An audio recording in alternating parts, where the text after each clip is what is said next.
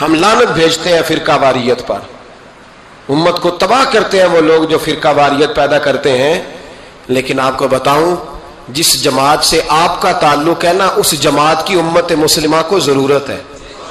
قیامت بھی 10 محرم کو ہی آئے گی، جمعے کا دن ہوگا، تو میں آج دل کو حاضر ناظر رکھ کے، اپنی طبیعت کو حاضر پا کے باشعور آپ کو کہہ رہا ہوں، جاگ کے سننا خدا کا واسطہ۔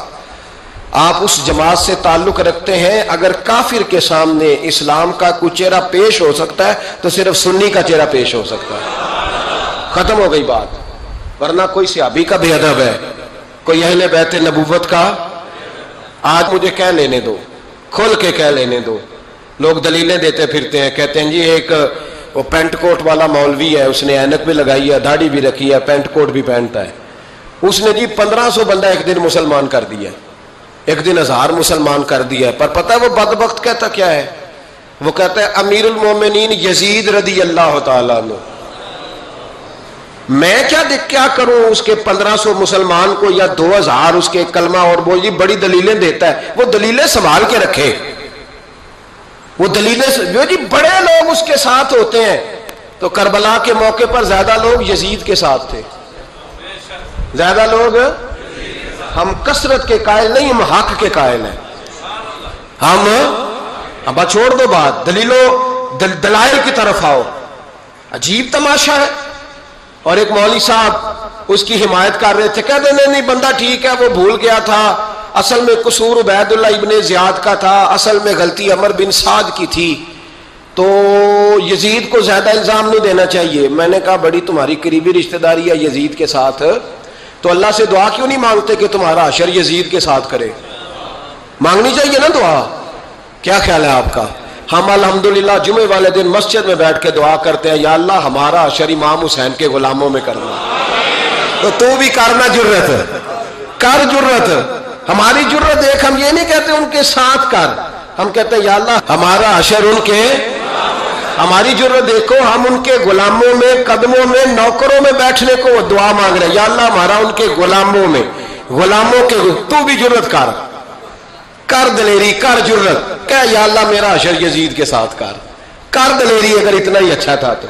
بے شرمو، اتنا ظلم نہ کرو، اتنی زیادتی، اتنا ظلم نہ کرو، یہ ظلم ہے۔ امام حسین جمعے والے دن خطبہ پڑھنے لگے، جمعے سے پہلے امام حسین نے خطبہ پڑھا، اور آپ نے ایک جملہ کہا جو ہمیشہ یاد رکھا جائے گا۔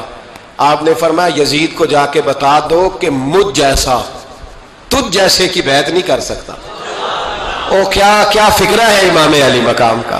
فرمانے لگے مجھ جیسا تجھ جیسے کی بیعت، اور آپ فرمانے لگے بتاؤ اس وقت پوری دنیا میں کوئی نبی کا نواسہ موجود ہے میرے سوا؟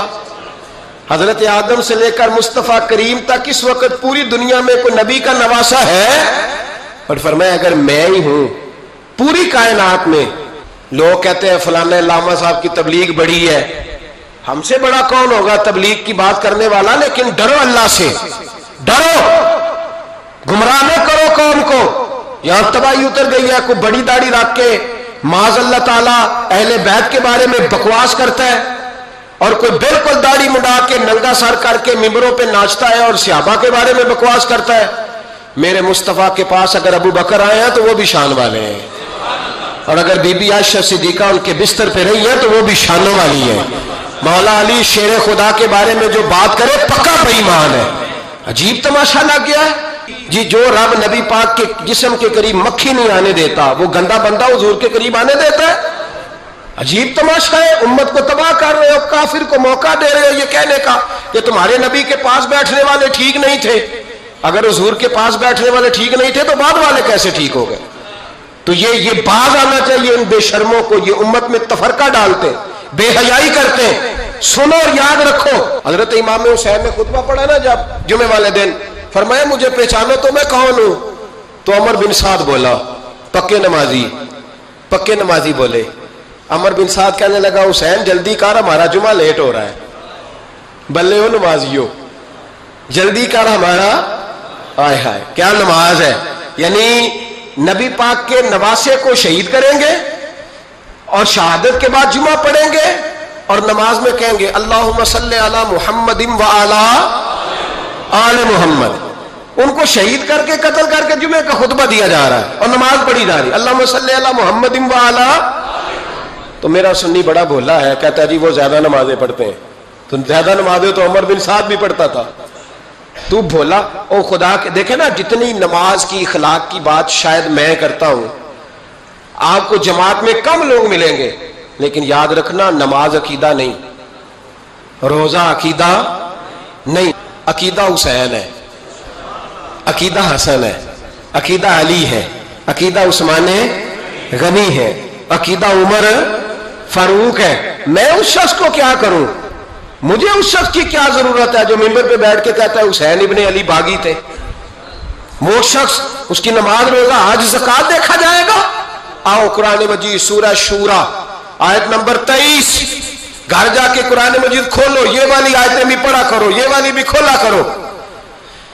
صحابہ جمع ہو کے نبی پاک کے پاس آئے، عرض کی یا رسول اللہ صلی اللہ علیہ وسلم آپ کے خرچے زیادہ ہیں، آمدن کا ذریعہ کوئی نہیں. جس طرح آج لوگ ہر پیر صاحب سے نہیں پوچھ رہے، علامہ صاحب سے، کہ آپ کام کوئی نہیں کرتے، کپڑے پھر بھی سفید پہنتے ہیں، کیا ذرائع آمدن ہے، پھر بھی آپ گاڑی میں گھومتے ہیں. ہمارا تو پروگرام تھا مولوی بھوکا مر جائے، پر اس کے پاس آتے ہیں تو یہ تازی چائے پلاتا ہے. کیا مطلب، کس طرح کا رویہ ہے؟ صحابہ کے بار وہ یہ نہیں سوچتے تھے آتے کہاں، وہ کہتے تھے آگے بڑھ کے حصہ ڈالیں. وہ سارے آگے بڑھے، کہا یا رسول اللہ صلی اللہ علیہ وسلم اخراجات زیادہ ہیں، ذرائع آمدن بظاہر کوئی نہیں، نذرانوں پہ اعتراض نہ کیا کرو. نذرانہ دینا نبی پاک کی سنت ہے، نذرانہ قبول کر لینا نبی پاک کی، بولو، حضور کی سنت ہے. تو صحابہ جمع ہو کے آئے، ایک جگہ پہ میٹنگ کی، کہا تھوڑے سے پیسے ہر مہینے پیش کریں گے. تو حضور سے بات کون کرے گا پیسوں کی؟ کہا ہم نے نہیں کرنی، نبی پاک کے چچا جناب عباس کریں گے. حضرت عباس رضی اللہ تعالیٰ عنہ کے ذمہ لگایا گیا. جناب عباس آئے، حضرت عباس رضی اللہ تعالیٰ عنہ پیسے لے کے آئے، اور سیانے بندے تھے، انہوں نے بڑی سمجھداری والی، عقل مندی والی بات چھیڑی. یہ نہیں کہا کہ حضور ہم یہ نذرانہ دیں گے. کہنے لگے یا رسول اللہ ہمیں پتہ ہے آپ کی مذہبی مصروفیت اتنی ہے کہ آپ کو ٹائم نہیں ملتا کاروبار کرنے کا، اگر آپ کام کریں گے تو پھر آپ کس طرح کر کے دین کا کام ہو سکے گا. اور یا رسول اللہ آپ نے جو ہمارے لیے کیا ہے اس کا ہم بدلہ نہیں دے سکتے، ایک حرف کا بدلہ نہیں دے سکتے. حضور یہ تھوڑا سا نذرانہ ہر مہینے لایا کریں گے، قبول کر لیں. نبی پاک کے سامنے رکھا ہی تھا کہ اللہ کا قرآن بول پڑا، کا کل لا اسألکم علیہ اجرا، محبوب ان سے فرما دو کہ میں نے تمہارے لیے بڑی تکلیف سہی ہے، پر میں تم سے کوئی اجر نہیں مانگتا، تم سے کوئی اجر نہیں مانگتا. ہاں اگر تم نے کچھ کرنا ہے الا المودۃ فی القربى، تو میرے قریبیوں سے پیار کرتے رہنا، میری ختیجہ سے پیار کرنا، میری عائشہ کا ادب کرنا، میرے قریبیوں کا احترام کرنا. یا رسول اللہ ازواج تو گھر میں ہے ہی، قریبی کوئی اور بھی خاص ہے جس کا ادب کرنا ہے؟ تو نبی پاک نے فرمایا ہاں علی، فاطمہ، علی اور فاطمہ کی اولاد. فرمایا ان کا ادب کرتے رہنا، اس کا مطلب یہ ہوگا کہ تم نے میرے ساتھ بڑا ہی اچھا سلوک کیا ہے. کہا ان کا ادب کرنا، جناب علی، سیدہ فاطمہ، اور دونوں کی ان کا ادب کرنا فرائض دین، اہل بیت کا ادب کرنا فرائض